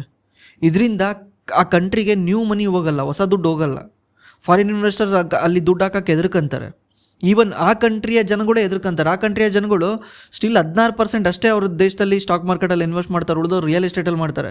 ರಿಯಲ್ ಎಸ್ಟೇಟಲ್ಲಿ ಮಾಡಿ ಈಗ ನೋಡ್ತಿರ್ಬೋದು ನೀವು, ಚೈನಾದು ಎಕನಾಮಿಕ್ ಕ್ರೈಸಿಸ್ ಆಗ್ತಾ ಇದೆ. ರಿಯಲ್ ಎಸ್ಟೇಟ್ ಕೊಲ್ಯಾಪ್ಸ್ ಆಗಿದೆ ಚೈನಾದಲ್ಲಿ. ಗೋಸ್ಟ್ ಸಿಟಿಗಳಾಗ್ಬಿಟ್ಟಿದ್ದಾವೆ. ಸುಮ್ಮನೆ ಮನೆ ಕಟ್ಟಿ ಯಾರು ಅಲ್ಲಿ ವಾಸನೆ ಆಗ್ತಾ ಇಲ್ಲ. ಯಾಕಂದರೆ ಸುಮ್ಮನೆ ದುಡ್ಡಿದೆಯಲ್ಲ, ದುಡ್ಡಿರೋದು ಸೇವ್ ಮಾಡೋ ಬದಲು ತಗೊಂಡೋಗಿ ಮನೆ ಕಟ್ಟೋದು ರೆಂಟ್ ಬರುತ್ತೆ ಅಂತ. ಅಲ್ಲಿ ರೆಂಟ್ ಬರೋದಲ್ಲ, ಜನಗಳೇ ಹೋಗ್ತಾ ಇಲ್ಲ ಯಾರು. ಈ ಥರ ಆಗಿದೆ. ಬಟ್ ನಮ್ಮ India is a different country. India America ಇದ್ದಂಗೆ. ಅಮೆರಿಕ ಇಂಡಿಯಾನ ನೀವು ಕಂಪೇರ್ ಮಾಡ್ಬೋದು. ಯಾಕಂದರೆ ನಾವು ಕೂಡ ಡೆಮೋಕ್ರಸಿ, ಅವರು ಕೂಡ ಡೆಮೋಕ್ರಸಿ. ನಾವು ಕೂಡ ಗ್ರೋ ಆಗ್ತಿದ್ದೀವಿ, ಅವರು ಕೂಡ ಗ್ರೋ ಆಗ್ತಿದ್ದಾರೆ.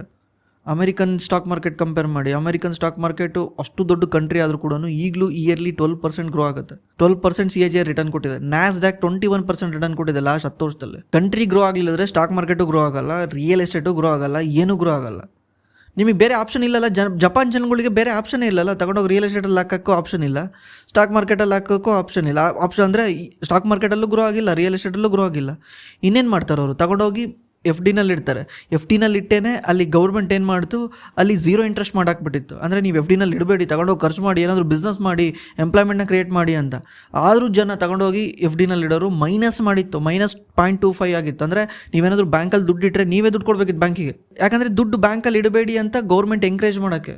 ತಗೊಂಡೋಗಿ ಖರ್ಚು ಮಾಡಿ, ದುಡ್ಡು ಇಡಬೇಡಿ, ಇದರಿಂದ ಎಕನಾಮಿಕ್ ಆಕ್ಟಿವಿಟೀಸ್ ಆಗುತ್ತೆ ಅಂತ. ಬಟ್ ಕಲ್ಚರ್ಲಿ ಜಪಾನ್ ಜನ ಅದನ್ನೇ ಫಾಲೋ ಮಾಡ್ಕೊಂಡು ಬಂದುಬಿಟ್ಟಿದ್ರು. ಅಲ್ಲಿರೋ ಸ್ವಲ್ಪ ಬುದ್ಧಿವಂತರು ಏನು ಮಾಡಿದ್ರು, ಆ ದುಡ್ಡನ್ನ ತಗೊಂಡೋಗಿ ಬೇರೆ ಕಡೆ ಯೂಸ್ ಮಾಡ್ಕೊಂಡ್ರೆ ನಾನು ಇದ್ರ ಬಗ್ಗೆ ಸಪ್ರೇಟ್ ವೀಡಿಯೋ ಮಾಡ್ತೀನಿ. ಅದನ್ನು ಲಾಸ್ಟ್ ಡಿಕೇಡ್ ಅಂತ ಕರೀತಾರೆ. ಜಪಾನ್ದು ಲಾಸ್ಟ್ 20 ವರ್ಷ ಲಾಸ್ಟ್ ಡಿಕೇಡ್ ಅಂದಂಗೆ. ಅಂದರೆ ಇನ್ಫ್ಲೇಷನ್ನು ಏನು ಮೇಲ್ ಬಂದಿಲ್ಲ, ಏನೇನಿಲ್ಲ ಕಂಟ್ರಿನಲ್ಲಿ.